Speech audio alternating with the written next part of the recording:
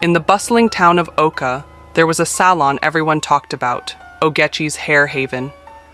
Known for transforming ordinary women into dazzling beauties, Ogechi's touch was said to be magical. Women flocked to her salon, eager to experience her skill, but no one knew the dark secret behind her craft. From the outside, it looked like any other hair salon, but those who entered often left changed in ways no one could explain. Women emerged glowing, their hair flawless, their beauty unmatched. Yet in the weeks that followed, these same women saw their lives spiral into despair. Ogechi was no ordinary hairdresser. Beneath her perfect smile and gentle hands lay a dark secret. She was a witch who used her enchanting scissors to steal beauty and destiny from her clients. Her victims would leave her salon glowing, but would slowly fall into misfortune, losing jobs, opportunities, and even their sense of purpose. The stolen energy fueled Ogechi's own charm and power. One fateful day, a young woman named Ada walked into the salon. Ada was known for her radiant smile and determination to succeed in her small tailoring business. She wanted a hairstyle to boost her confidence for an upcoming business pitch. Ogechi greeted Ada warmly, masking her true intentions. As she worked on Ada's hair, she subtly chanted incantations under her breath. Her scissors glimmered unnaturally in the light, slicing not just strands of hair, but threads of Ada's destiny. When Ogechi finished, Ada looked into the mirror and gasped. She had never felt so beautiful. She thanked Ogechi profusely and left the salon with a spring in her step. But as the days passed, Ada began to notice strange changes. Ada's business began to crumble. Her customers stopped coming to her shop. Her sewing machine broke down inexplicably. Worst of all, she felt an unshakable sadness that drained her spirit. Strange accidents plagued her daily life, and an overwhelming sadness gripped her soul. She couldn't explain it, but she felt as though a piece of her was missing. Unbeknownst to her, Ogechi reveled in Ada's misfortune. The witch now carried Ada's once bright future within her, using it to amplify her own charm and attract more unsuspecting clients. Ada wasn't the only victim of Ogechi's wickedness, but she was the first to sense something was wrong. Despite her despair, she decided to retrace her steps, realizing her troubles began after her visit to Ogechi's salon. Ada began to dream terrible dreams. She would see an old, rickety woman with a red calabash laughing in the forest. The woman would come to her and take her blood. When she woke up, she would find small line marks on her body. She knew it was not an injury, but because the dream was real. Ada became scared and went to her friend Enma's house. What she saw there shocked her completely. Enma lay almost lifeless on the bed. She was a complete shadow of the bubbly and beautiful Enma Ada knew. What Ada saw was a stick-like creature. Enma had completely shrunk and could only speak faintly. Enma's father and mother had tried everything they could, but to no avail. Ada asked Enma's mother what had happened, but Enma's mother kept crying, completely shattered by her child's condition. "We are not sure," Enma's father managed to say. She started having dreams of an old woman coming to collect her blood every night. Suddenly she began to shrink. No matter what she ate, the herbal medicines, or even the hospital, no one can say what is wrong with her. Ada's eyes widened. She knew that in months to come she might be in the same condition. She couldn't bear to lose her only friend. She confirmed from Enma's story that Ogechi's Hair Haven was the root of their problems. She left Enma's house, determined to confront Ogechi. When Ada got to the salon, it was full as usual. Ada began to scream at the top of her voice. Her voice trembled with rage and fear as she burst into the crowded salon. "Ogechi is a witch!" she screamed, her words slicing through the chatter like a blade. The women froze, their laughter dying on their lips.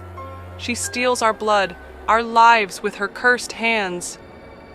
Ogechi emerged from the back, her eyes gleaming with an unearthly light. "You dare accuse me in my haven?" she hissed, her voice like velvet over a blade. "I know what you've done to Enma, and to me," Ada shouted, holding up her arms to show the faint scars. "Your charms won't save you when the truth is out," Ada said firmly, pointing her hands toward Ogechi. The women began to murmur, torn between Ada's accusations and Ogechi's calm facade. Then Ogechi laughed, a chilling, guttural sound that sent shivers down Ada's spine. "Fools believe what they want," Ogechi said, turning to the other women. "This one has lost her mind. Throw her out." The other women began to laugh at Ada and started throwing rubbish at her to leave the salon. Ada was surprised that all her warnings fell on deaf ears. She knew she had to do something. As the night came, she and every other woman that Ogechi had touched would begin to shrink. Ada ran away from the salon. It was no use. No one believed her. The dreams continued. Ada had to close her shop permanently because no one patronized her again.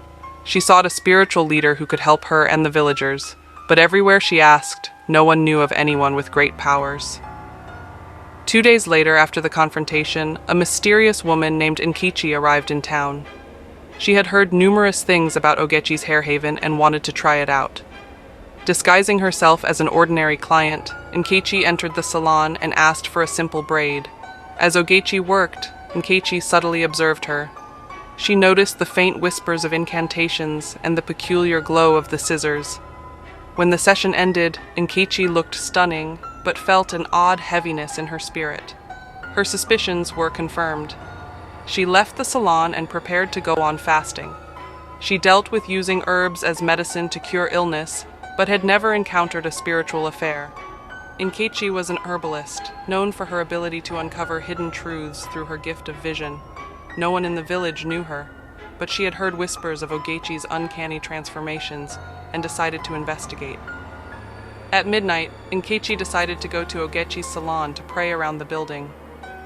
She was expecting to meet it empty, but instead, she met a beautiful lady who was snooping and trying to break into the salon. "Who are you?" Nkichi asked. Ada was startled.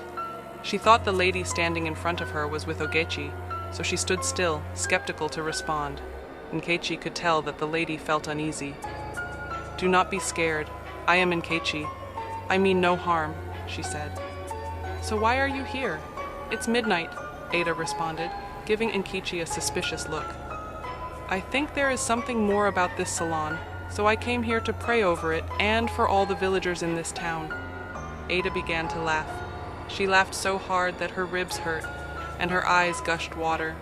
She could not believe the folly of Nkichi. Nkichi was small in stature and was easily underestimated. No one can stop Ogechi. She is a mighty witch who drinks the blood of the women whose hair she has touched. She exchanges your destiny and makes you a shadow of yourself. As I speak, my friend Enma is lying lifeless, just waiting to breathe her last, Ada said amidst tears. Nkichi went ahead to console Ada and told her about a mighty god whom she served. She assured Ada that he would bring deliverance to the whole town. Nkichi prayed over the salon and held hands with Ada to pray for her and her friend Enma. By 3 a.m., Ada had the same dream of the rickety old woman.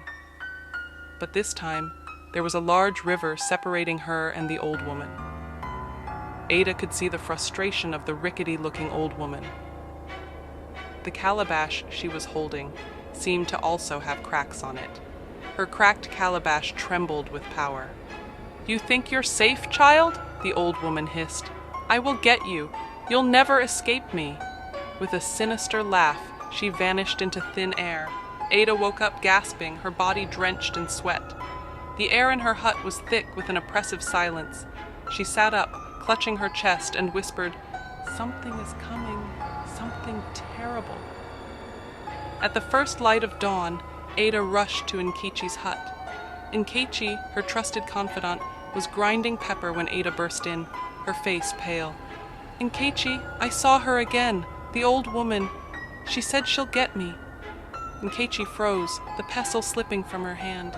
"This isn't just a dream anymore, Ada. It's a warning. We need to pray, harder this time." The two women knelt and prayed fervently, their voices rising like a storm. They felt peace after the prayer session, and Ada went home. 2 weeks later, on a sunny afternoon, Ogechi sat in her empty salon, her hands shaking as she tried to braid a dummy's hair. Her once bustling business was now a ghost town. The charm she used to attract women no longer worked, and the wrinkles she desperately masked with magic were now etched deeply into her face. Women no longer patronized her as before. She looked at herself in the mirror, and the wrinkles she masked were beginning to show. "This can't be happening," Ogechi muttered, pacing. "I need more blood. More women." Her voice cracked with desperation. She decided to lure women back with a discount, but no one came. This made Ogechi so angry. She decided to go home, pondering what to do next. As she walked, she noticed the church, which she ensured was shut after she killed the priest, was open. "Impossible," she whispered, her breath catching in her throat. She edged closer and peeked through the window. Inside, a sea of villagers, women, men, and children, were on their knees, fervently praying. "No!" Ogechi hissed, stepping back. "This is why my power is fading. Who dares defy me?" Her hands trembled as she clenched her fists. "They'll pay for this. All of them," she said angrily as her eyes glowed. This was why she no longer had a grip over the villagers. She walked angrily to her mansion. Back in her dark, crumbling mansion, Ogechi shed her human form. Her true self, old, decrepit, and covered in boils, was hideous. She dragged herself to her closet and yanked it open. Inside were the scalps and hairs of countless women she had enchanted. "Fools!" she spat with a smile at the corner of her lips, gathering the hairs into a massive black pot. She began chanting in a guttural voice, her words sharp like knives cutting through the air. As the pot began to bubble, she grabbed a long knife and raised it above her head. "With this blade, I reclaim my power!" she screamed, plunging the knife toward the pot. But the pot exploded with a deafening roar, sending Ogechi flying across the room. Flames erupted from the shattered pot, consuming everything in sight. She screamed, clawing at the walls, but the fire was relentless. "No, this can't be happening!" she shrieked. Her power, once vast, was useless against the divine fire that now engulfed her. Her mansion crumbled to the ground, the flames swallowing her screams. The fire that destroyed Ogechi marked a turning point for the village of Oka. The women who had fallen ill under her curse began to heal. It was a great liberation for all the women in Oka town. Nkechi returned to her village, her spirit light and free. Enema's once dull skin now glowed with vitality, and Ada's fashion business flourished like never before, attracting clients from far and wide. The church stood tall once again, with a new priest leading the congregation. Villagers sang songs of victory, their voices echoing through the hills. Did you enjoy this story? What did you learn from this story? In case you are still in doubt, all things are possible. I wish you a happy new year. Do not forget to follow for our intriguing stories and comment.